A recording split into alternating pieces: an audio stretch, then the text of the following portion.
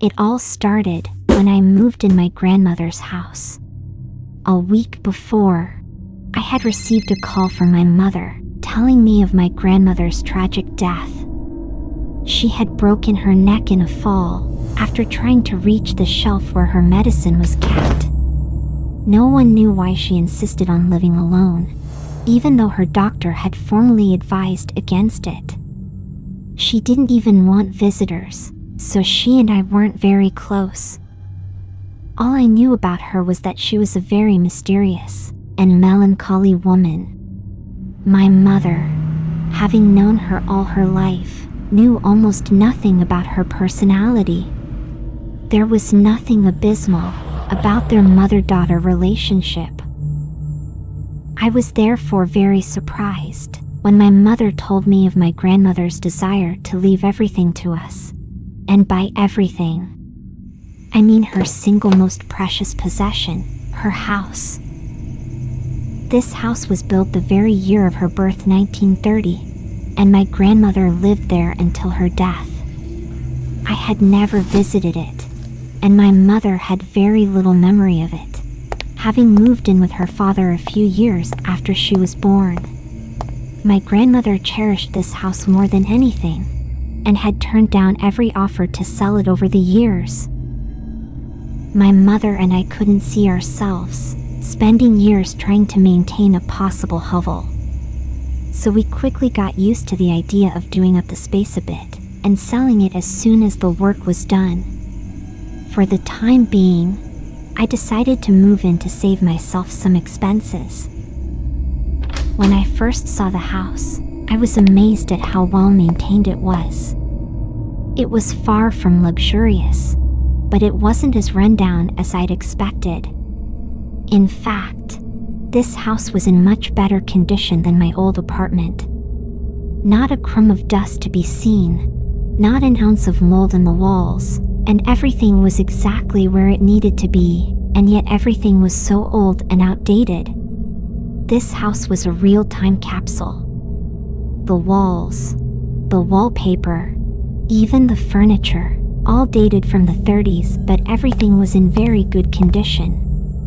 I had no idea how a 90-year-old granny had managed to maintain such an old house all by herself, and I almost felt bad for destroying all her efforts.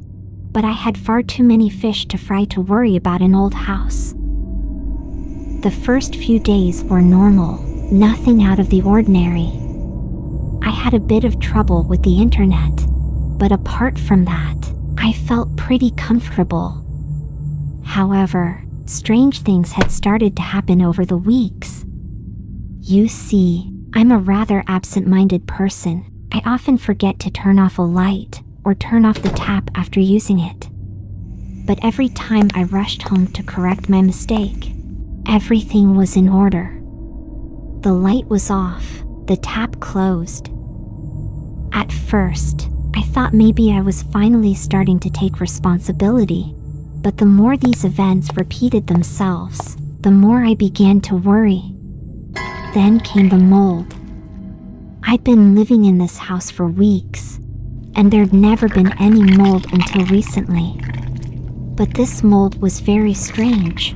At first it was specifically localized in the guest room I was using as an office, but the weirdest thing was that it came and went. When I would see it, the internet was at a standstill. I had no network, but when it disappeared, I could finally use my computer.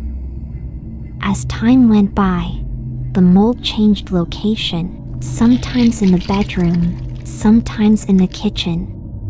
But the worst thing was that every time I changed something, like moving the sofa, I'd see the mold, and then when I came back into the room, the mold was gone, and the sofa was back where it originally was.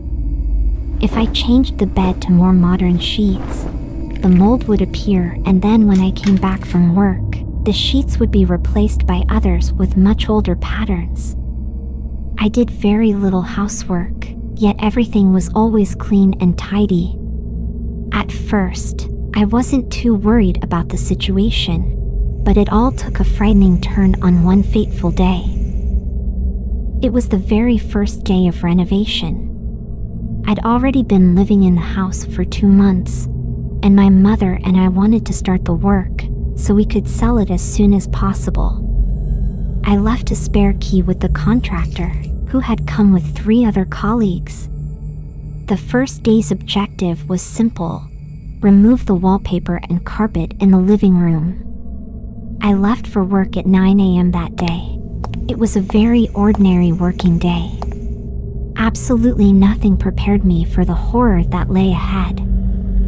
As soon as I parked the car in the driveway, I was immediately struck by an absolutely putrid smell. I knew it was a bad sign, and I had no desire to enter the house, but I had to. I opened the door with great difficulty, my palms soiled with cold sweat. The door creaked and the stench hit me in the nose, but it was nothing compared to the sight before me. The previously subtle mold had invaded the walls, the ceiling, and all the furniture. But worse than that, the bodies of the 4 men I'd left alive this morning lay on the floor. Their skin was crimson, and they were already in a very advanced stage of decomposition, hence the foul smell that had invaded the house. When I took my eyes off them, the mold had disappeared and everything was back to its original state. The wallpaper, the carpet, everything was back. After handing in my lunch on the carpet, I immediately called the police. After hanging up, I looked at the carpet again and the remains of my stomach were gone. After that, I immediately moved back into my old apartment and gave up any idea of renovating. I managed to dissuade my mother too. She was concerned about what would become of this maintenance-free house, but I made it clear to her that it was quite capable of taking care of itself without anyone's help.